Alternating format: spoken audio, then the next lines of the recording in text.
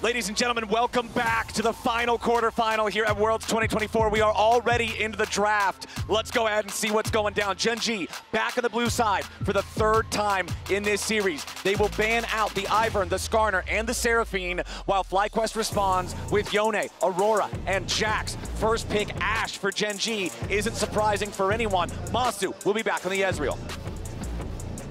Question is, will the Ashe dominance continue in this series? Ashe has looked so strong thus far, and it's FlyQuest who have to try to upset the balance here. What have they got cooking for this draft? They are at match point with who pretty much everyone considered to be the best team in the world coming into it. I don't know if I like this. I mean, I know we had slightly different opinions on that Game 2 draft, Azael, but right now FlyQuest is literally running it back. They've prioritized the Ezreal and the Orianna. The possibility of a Ksante is right there. I don't expect Gen.G to pick it this early, but perhaps the idea from FlyQuest is they'll even look to ban it on the second rotation. One difference though, Jax is banned out, right? That is a big difference. That is a pretty big difference here. You know, Renekton is up, so they could go Renekton Nidalee if they do want to go that angle. The Nidalee is locked in. We touched on this before. Over 81% win rate for Canyon. This is one of the only junglers in the world who gets the pro play Nidalee pass. This guy can make it work. He is outstanding on it. And it's going to be the Tristana. So this was actually banned by FlyQuest in the second phase against them. And that's when we ended up having, you know, these kind of different wrinkles in the draft. But instead, it's going to be double AD carry here for Gen.G. But pairing with the Nidalee means they do need some frontline. They do need some support to actually create space for these carries. We've seen Rel fall to the wayside. It's been banned quite a few times by FlyQuest. Wouldn't be surprised to see it banned again here as Busio locks in the Rakan. But so far, an identical draft to what FlyQuest drafted for themselves in Game 2. Earlier, we saw them come up with the Nunu and the Renekton. Perhaps those will be where we see big shifts. Of course, with the Jax gone, maybe they want to run back the Renekton again. You guys know very well how comfortable Bwipo is on the champion. Yeah. But the question is, how will they round out this draft? I'm not expecting something like a Sejuani. Maybe they want to go for something a little more aggressive, but you want something that can kind of keep up with the Nidalee in terms of clear speed.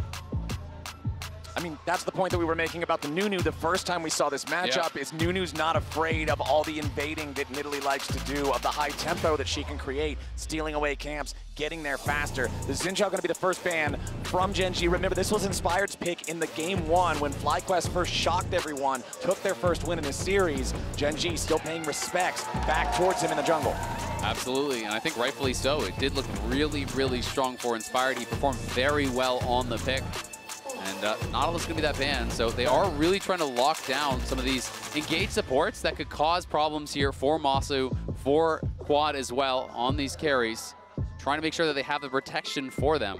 And remember, Nautilus is another one of those champions that Gen.G had in the Game 2 win that they got.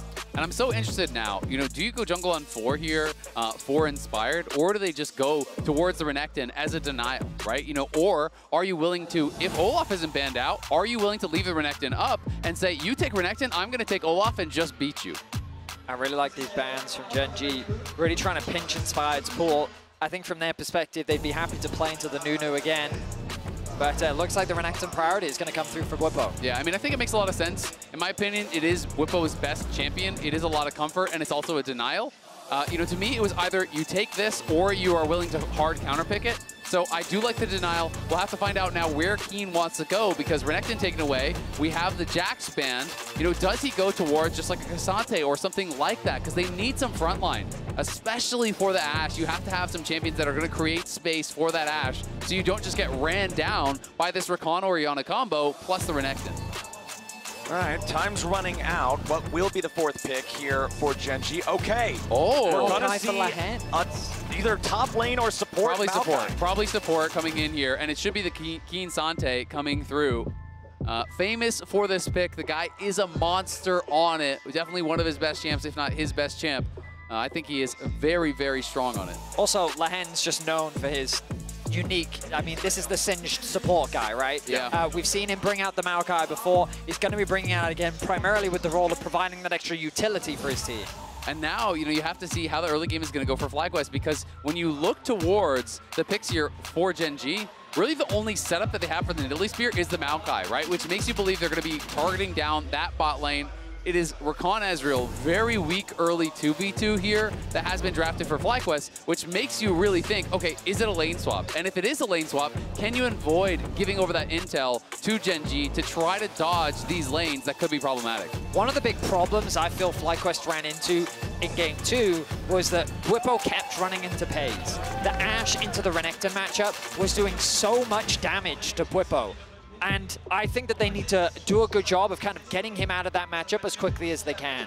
The early swap is going to be incredibly important. You talked about it. We're expecting it to come through from FlyQuest to try and avoid this Ashe lane for the Ezreal. We also have to remember, in that second game, when Gen.G did really run over them, Bwipo also took this really bad trade, got chunked low, and then he got dove, right? And that dive was really what set him so far behind. Because when you are playing this standard lane swap setup, where your top laner is going top and actually laning with the AD carry to get experience and then TPing bot, if you die on that dive, your game is toast. Because you have no teleport to get back, you're going to lose plates, you're going to lose experience, and you're going to fall so far behind. All right, boys. Game number 4, match point for FlyQuest. I don't think practically anybody was expecting us to be in this position coming into this series today. The odds seemed so overwhelmingly in Gen.G's favor, but FlyQuest has just responded to this absolute massive challenge beautifully. And I don't think there was a single serious prediction for FlyQuest. Not one. I think there's absolutely none. And if they are able to pull this off, I do think it would be the single greatest upset in League of Legends history. I mean, that's always a fun debate, right? Because you can always go through and the context of the time, but it's hard to disagree because of the context of the situation, right? The closest one would be the G2 RNG series back from 2018. Or TLIG. Yeah, right. And it's always about the context because it's always these situations where you're going up against a reigning champion of something versus an underdog who is not expected to really do that well at the tournament. And yeah, I mean, Gen.G, the reigning MSI champions, while the second seed from the LCK after the Swiss stage, people looked at them and said, perhaps this team really is the stronger version. They just lost a single best of 5. Yeah. But FlyQuest, they're poking holes in Gen.G's drafts. They're finding creative angles. And quite frankly, they are executing better on a lot of the team fights, which is their biggest strength throughout the year. Absolutely. And that's one of the things where we, as the LCS kind of representatives here, have never really had that. It's always felt like if you get into a good position against the LCK or against the LPL, you're just going to get outplayed in the team fight, right? And watching some of these fights, it really does feel like Quad and Massu are stepping up, and Busio and Inspired and Bwipo are all playing to a level where you're like, you know what? If the game is even, maybe we just win. And I think that is a feeling that I haven't really had before. Chovy immediately jumping in on Quad, seeing Busio show up to apply some pressure here to the mid lane. Chovy losing the flash at level 1. I think the important thing to remember is FlyQuest. Oh, Bwipo, that is not a good trade, my friend. No, sir. Oh, that is a very bad trade. He was trying to give up his health to get experience, so he's trying to stay in range of that XP, and that's why he was that far up. But it does make it pretty dicey. We can see, though, we have the knowledge that Kiin is down on bot lane. There is a ward that's down there as well, so FlyQuest also has that info. So I don't actually think that they are worried right now about a dive, thanks to that ward. You can barely see it on the minimap. That does spot him out. Okay, recall game 2. That was the one that Gen.G won. These two FlyQuest players were on the exact same champions in that game, and Bwipo taking bad trades early on, sacrificing too much HP, is what enabled Gen.G, who were also playing the Nidalee for Canyon in that game, to facilitate dives, to get early leads, and snowball that game. Now, immediately, Busio again going to claim another flash from a Gen.G carry. I mean, how about this play? And now Lehends, he's going to have to flash or he's in trouble. Yeah, Lehends, victim of the Arctic Assault, as Inspired just trying to make sure that that Summoner spell is committed there too. That's 1, 2, 3 flashes in 3 minutes. Exactly, 3 minutes in, 3 flashes forced. FlyQuest outplaying Gen.G on the map. They got the preferential lanes as well. It's Massu laning against Kiin's Ksante. He's just having a free farm down there. We can see that Peyz is getting sent down towards bot now, and Chovy is getting pressured here by Quad. Chovy, of course, up CS as he always seems to be, but FlyQuest got to be really happy with how these lanes are going. You can see the wave is going to push towards Massu, but we'll see if they do want to try to swap away as the Ashe arrives. Big credit to Busio. He's been involved in all of these early plays. The Rakan showcasing how valuable of a pick it can be in the early game. Nice TP coming through from Chovy as he is getting the slight better of Quad in terms of the isolated 1 versus 1 on this Tristana. but ultimately a relatively calm early game. No significant advantages gained either side. Standard lanes have now been returned to.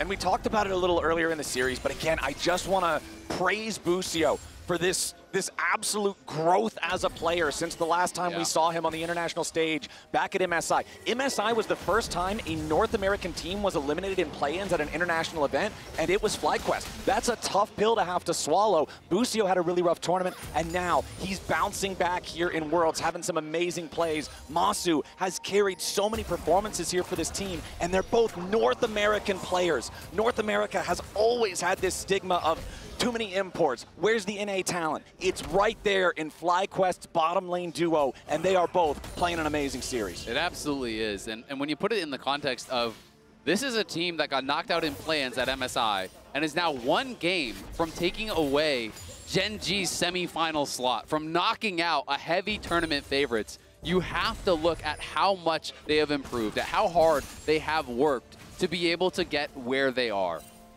Certainly. And it just goes to show the amount of pressure that's falling onto the shoulders of Gen.G. If we look back to MSI, not even BLG pushed them to 5 games. It was only top eSports at that tournament. They won most of their series 3-1. And now they find themselves with their backs against the wall. Their composition gives them some decent early game strengths. Once again, getting their hands on the Ashe. Nidalee is a jungler for Canyon, is someone that, I mean, just look at the farm already in the jungle. Canyon has been running around the map, stealing camps away from Inspired. He's about to tick over to level 6, and it's the downside of this matchup for Inspired. That absolutely is. I mean, Canyon is just farming up a storm. You can also see Chovy is pressuring heavily in mid lane. That is where the gold advantage is coming from, but it is slight. And the concern is, look at the gold there on Peyz. Look at the farm on Peyz. He lost his flash early. He's been running around the map trying to find good lane assignments, and he is really falling very far behind. Inspired and Busio both getting tagged there by the Scryer's Bloom critically lets them know that FlyQuest is looking at the mid lane, looking at Chovy, who is level 6 now on this Tristana. And Tristana's a champion that just has such amazing self-heal capabilities with the rocket jump, with the buster shot. It's hard to make a play if you don't catch her completely by surprise. Canyon level 6 on this Nidalee, no troubles at all, securing the first set of grubs. Gen.G going to get 2 of those immediately for themselves, as you can see Bwipo coming down to try to take a look at what's going on. Massu will force Kiin all the way back from the wave down here in the bottom lane. Still got to pay enough respect to Ksante when he's close to the turret, but it's not nearly as big of a deal when he's not level 6. And Inspired and FlyQuest, they're just going to trade these early neutral objectives, go after the dragon. Inspired, you guys already mentioned, he's a level and a half behind Canyon's Nidalee. He does not want any combat. It's a really good trade from Inspired. Right place, right time. You don't want to concede all objectives. We've seen that from FlyQuest in Game 2, and that's one of the big annotations we are seeing here in this game. Again, though, you see Peyz matching into this Renekton. He's having a bit of a rough time, but ultimately he's still in a fine position, has the level advantage, hasn't died early. Oh, Kiin, nice use there of the knockback. Massu going to be forced to use that first summoner spell to try to get away. Kiin's going in for the 1v2. He knocks him back. He knocks him down. The Ksante of Kiin steps up. A massive play from Kiin as he's able to just find a massive play. Massu doesn't even commit the flash, realizing that there's probably no way that he can get out of this situation. And Kiin's Ksante is recognized for a reason, and he secures first blood for Gen.G. I mean, that is just absolutely massive there for Gen.G.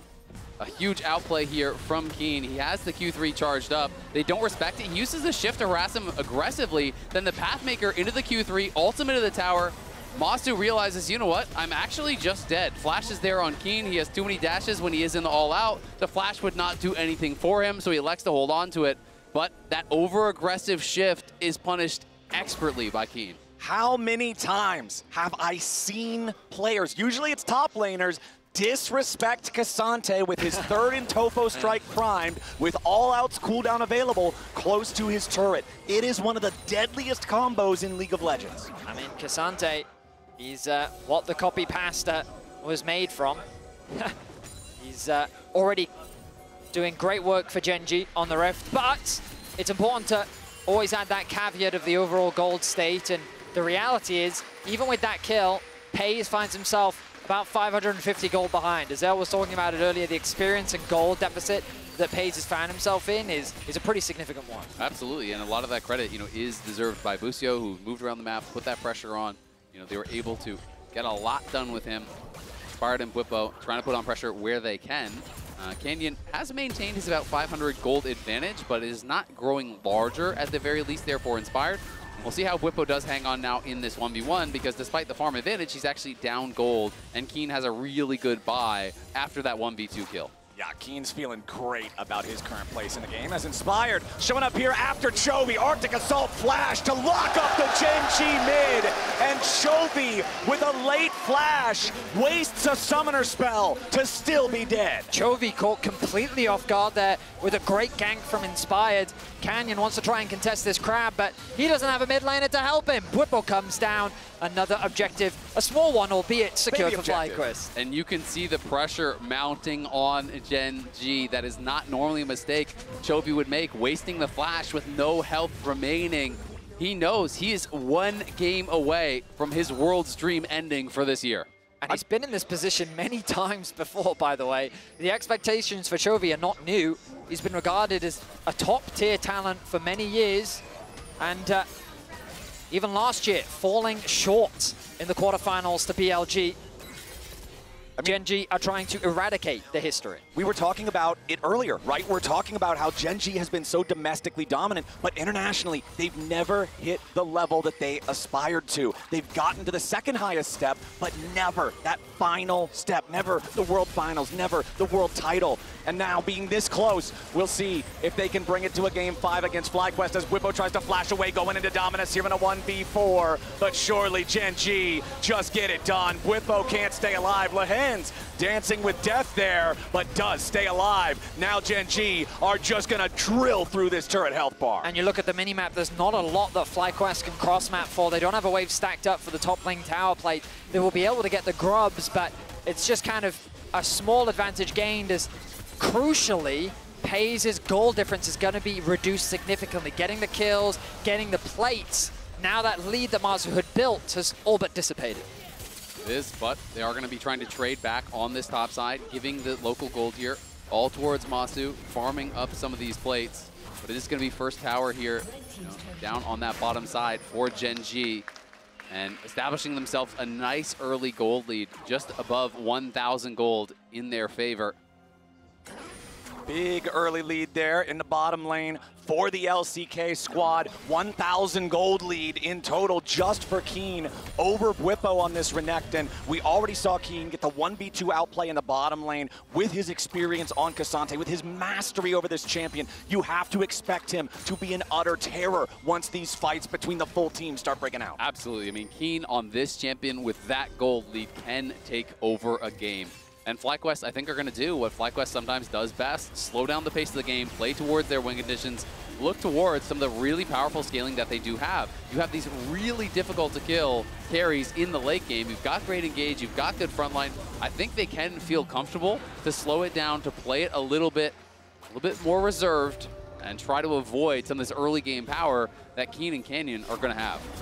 Peyz flashing away there. Quad with the threat with the shockwave, but now Gen.G coming right back in. Quad's gonna get locked up, has to flash away to try to survive. Canyon on the chase. Quad's about to die. 50 HP remaining, but an ice shield keeps him alive. Kiin coming in with the all-out. Busio flashes back over the wall. FlyQuest somehow live, but Gen.G easily win the fight. They're gonna use that tempo to put more damage into the tier 1 turret over here in mid. Kiin overstepping his bounds a little bit here, has to try to step back away. Busio still hanging around too with about 300 HP. TP coming in from FlyQuest to reinforce the turret after losing 2 plates. And look at the map pressure that Gen.G has as well. They're keeping top pushed in. There was no wave for Bwipo to really push in on the bot side, and they collapse in mid for losing nothing. They get themselves more plates too. A clean collapse that should have really resulted in a kill. I think it was a bit of a misclick from Kiin. I think he wanted to hit Quad, but he ended up hitting Busio. Ultimately, though, they get what they wanted. Now Chovy and Canyon together up here hanging around this top side. Massu on the Ezreal is very evasive, but man, if they ever catch him, he'll just pop instantly. Looking at the items coming online here, you can see first items completed for a couple of different players. Leandri's there for Canyon. Yes, Inspired has his first item fully completed as well. It is the Locket. This is an advantage of playing a tank jungler versus a carry. You just get to buy the thrift store stuff, much cheaper price point. But when you also look at the mid lane, Quad is 3/4 of the way to a fully stacked Seraph's Embrace. That'll be a big power spike once he can get those last 80 or so stacks. Certainly will be. We turn our attention now to the Rift Herald, though, as Gen.G's already setting up for it. You can see the vision control they have around the topside river. Chovy keeping the push in the top wave. Ksante on the bot lane. His TP is about to be available, and so he has another wave that he can catch and push out. The problem for FlyQuest is there's not really any big points of pressure that they have access to right now. It's difficult to send Orianna off to a side lane. They're keeping Massu over there, whereas Gen.G have already brought Peyz over. And the threat of that arrow onto quad is something that he always has to be cautious of. Now they moved him up towards the top side. They do have that top tower available to him, but the risk of a collapse from Gen.G is something you have to respect. MasterCard lane economy snapshot showing that, yes, it's a small lead for Quad and for Busio, but the big story being told, Kiin building that lead. Again, a big part of that was the outplay in the bottom lane in the 1v2, and then Canyon naturally just using the pace of the Nidalee, the tempo this champion can guarantee to stay ahead of Inspired the entire time. Rift Herald now the target for Gen.G, and FlyQuest can't really contest it. They just got to back away, so Gen.G is going to enjoy another neutral objective. Yeah, they are, and I think that is kind of the advantage that they have earned for themselves with some of this early game power. Nice Scryer's trinket there. Does actually spot out that FlyQuest were trying to lay a trap. Inspired and Quad were waiting in that side brush, hoping that Chovy would overpush, but not going to be able to find a play. Drops the Herald immediately. They know that the mid tower is very low. There's no wave for Massu to really contest with. And this should be another objective secured for Gen.G. Herald should just knock it over by itself. Kaboom! All right, needs one more auto attack to do it. Oh, wow. Oh. Okay. Massu saves the day. The turret has literally 20 HP out of 5,000. Calculated. It's a shockwave top lane. Quad in trouble though. Inspired shows up to try to block it for him. Chovy flashing over, making the outplay to guarantee they get their man. But now Inspired and Busio are still looking to lock up the Gen.G mid. Massu's there for a little bit of extra damage. Chovy doing everything he can to kite it out, but it ain't gonna matter. Inspired secures the kill. Canyon with a flash away from the grand entrance from Busio. FlyQuest make it an even trade mid for mid. And at the end of the day, they got more summoners, actually, because they forced the flash off Chovy and Canyon. Quad didn't have his, so it's just that flash there, traded by Inspired. Nice punch back here by FlyQuest, but again, it's the map play from Gen.G. They are the masters of macro. They play the map so incredibly well. So meanwhile, they're pushing in bot, they're pushing in mid, they're shoving these waves, and they're constantly taxing your resources elsewhere. Quad gets spotted on a wards. He's thinking about heading back to top lane. Bit of indecision as the collapse comes through from Gen.G. A nice shockwave to buy himself some time. The flash comes in from Inspired to help keep his mid laner alive. It's a really good ultimate, but then the flash follow through from Chovy as he sidesteps that Ezreal ult. It's unfortunate for Massu that he can't get the kill here. Chovy going to throw out the ulti to create space between him and Massu. Means that Inspired's forced to take it, and then Canyon's able to get away to safety. Yeah, nearly got it with the red buff burn there, but just didn't quite have enough damage to actually finish him off. And Chovy, at the very least, does deny the kill from the Ezreal, but Inspired getting a little bit of gold back, which is important for him to stay relevant in this game. You know, Canyon obviously maintains a very large farm advantage.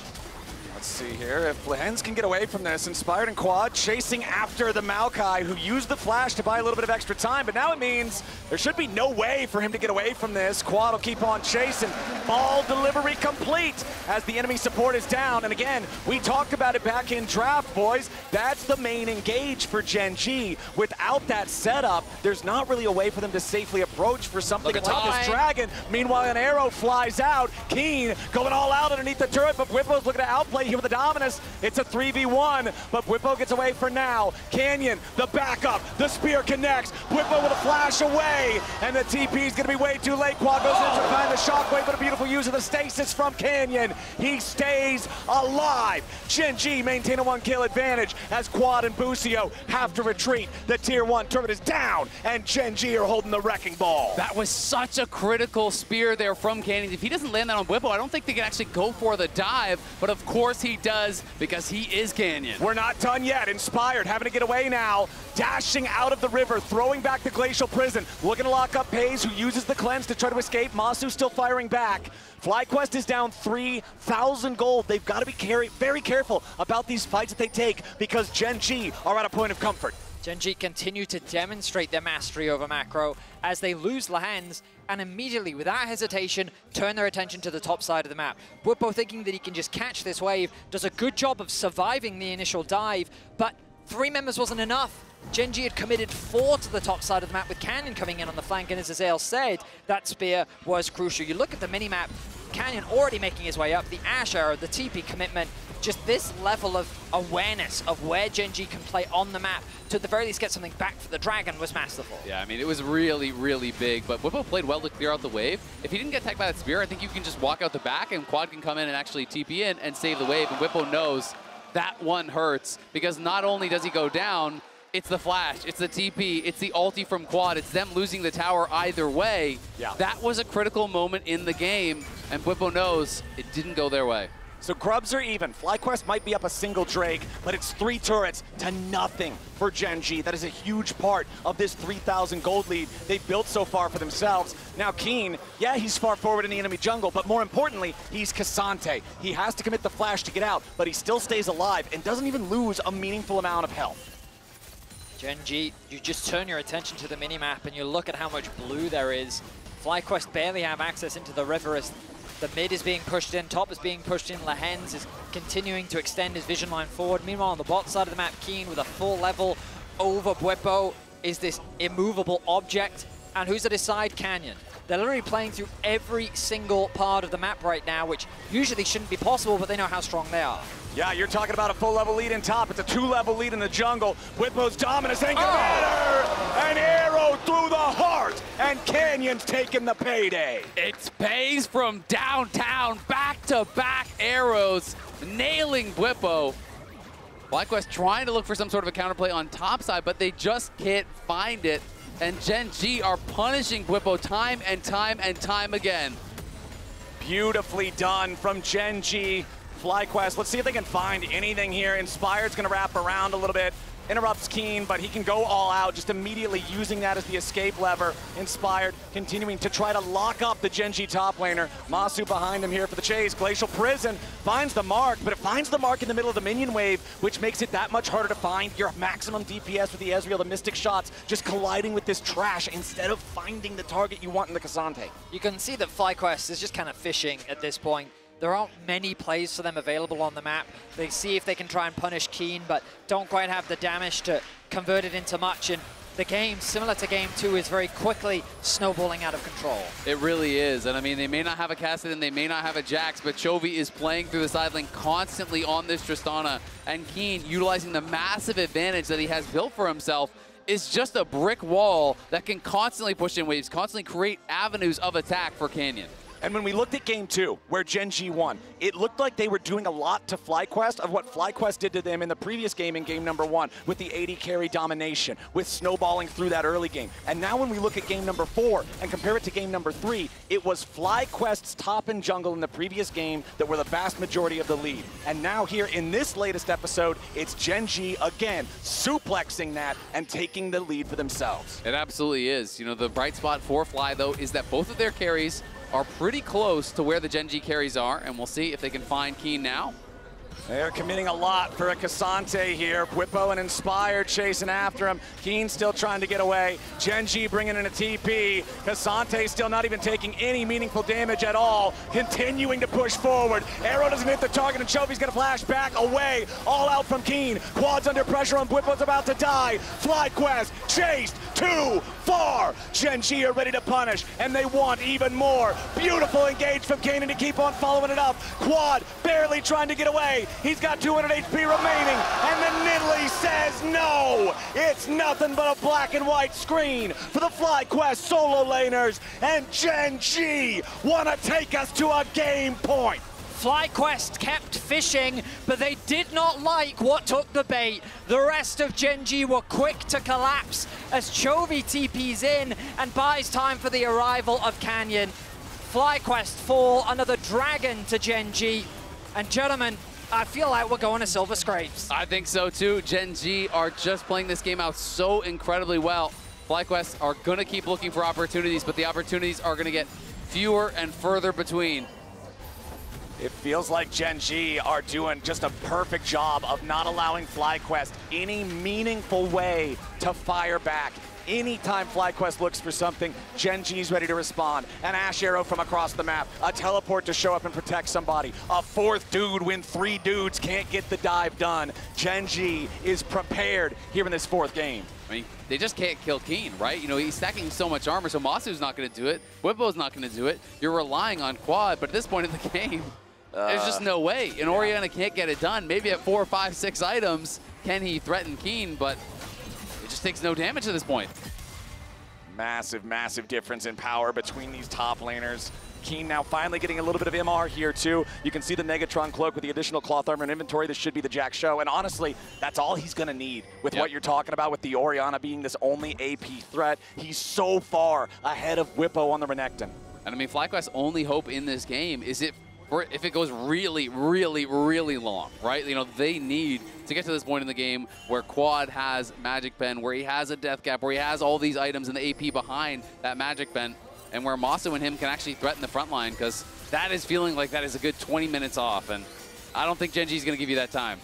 This is the clinical precision that we're used to seeing from Gen.G. Little room for FlyQuest to come back, and crucially, we think back to FlyQuest team fights. That has been their avenue to victory, and Gen.G have denied them any sort of option to get those in this game. It's not been about the 5v5, it's the skirmishes, the 3v3s, the 2v2s, the fights that happen before the objectives even spawn. Perhaps a Baron could be FlyQuest's way back in. Bwipo looking for the flank on Peyz. Dominus pop with the arrow to immediately try to stop the FlyQuest top laner. Sterix Gage to keep him alive. Kiin's ready to keep on pushing forward here with the Pathmaker going in, looking for a little bit more damage onto Quad. Bwipo's gonna be dropped first. Quad's gonna go right with them. Bwipo and Quad, the solo laners down. A double kill for Chovy as Gen.G do not stop here. They keep chasing the remaining FlyQuest players with Kiin leading the charge. FlyQuest disengaged successfully, but Gen.G run this rift. FlyQuest look for an avenue of attack, but at this point the wallet difference is just too big. The idea from Bwipo there, providing a gate for Busio to get onto the backline. The shockwave combo connects, but it just doesn't do enough damage. Another Baron begun by Gen.G. FlyQuest knows they can't afford to give this one away, but what else is even gonna happen? Chovy and Gen.G chasing after FlyQuest, killing Massu, burying Busio, and just making Inspired head home alone. And Gen.G just landed the knockout punch in this game number 4 with the Baron. That has to be it. Gen.G running away with this one, playing the map so incredibly well, knowing their limits in these fights, knowing how to extend the advantage to impossible lengths. Here we go again. FlyQuest still trying to stop it, but a TP behind him coming in from Kiin. The Ksante that has run the whole game start to finish seals their fate. Canyon's unstoppable, and Quad is dead. Bwipo and Inspired can't get anywhere close. Kiin is a brick wall, and FlyQuest don't have any siege equipment. Inspired's trying to escape as Chovy jumps over the wall, but now FlyQuest is in an even rougher spot. Busio wants to make space for his team, but a third and Topo strike knocks back two. FlyQuest still trying to run, but Gen.G's stronger, Gen.G's faster, Gen.G's better. The Titans from the LCK refuse to go quietly into the night. FlyQuest have put up a valiant fight, but just look at the decimation. Good target focus there from Gen.G, immediately peeling for Peyz. Once he creates space, the shockwave does connect onto Chovy and Canyon, but it barely tickles them. With the damage done, FlyQuest have nothing left but to retreat. Exactly, and I mean, FlyQuest, they know it was always going to be a long shot in the position of this game, but you've got to look for those slim opportunities. This is Worlds. You don't get another series if you lose this one. You got to leave it all out on the Rift, and that's what they're trying to do here.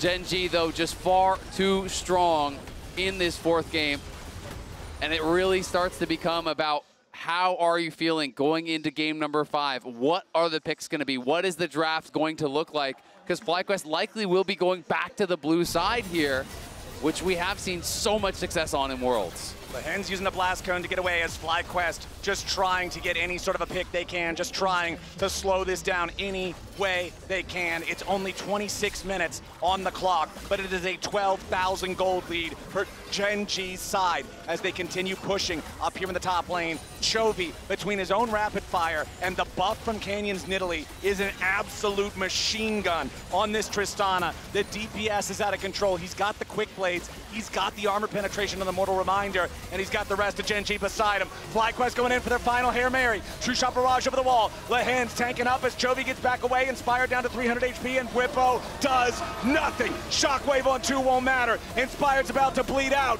Chovy's dominating, and Kiin won't stop. double kill. Back over to Chovy. FlyQuest are gonna have to be ready for game 5 because Gen.G are ready to clean this up. Massu and Inspired trying with everything they've got to defend the last 2 Nexus turrets, but Gen.G is far too powerful. Lehends and Kiin making the space. FlyQuest trying to hold on, but it's not gonna work. Ladies and gentlemen, it's time for Silver Scrapes. We are going to game 5. Everything on the line for these 2 teams. It's all gonna come down to one last game. You all know the drill.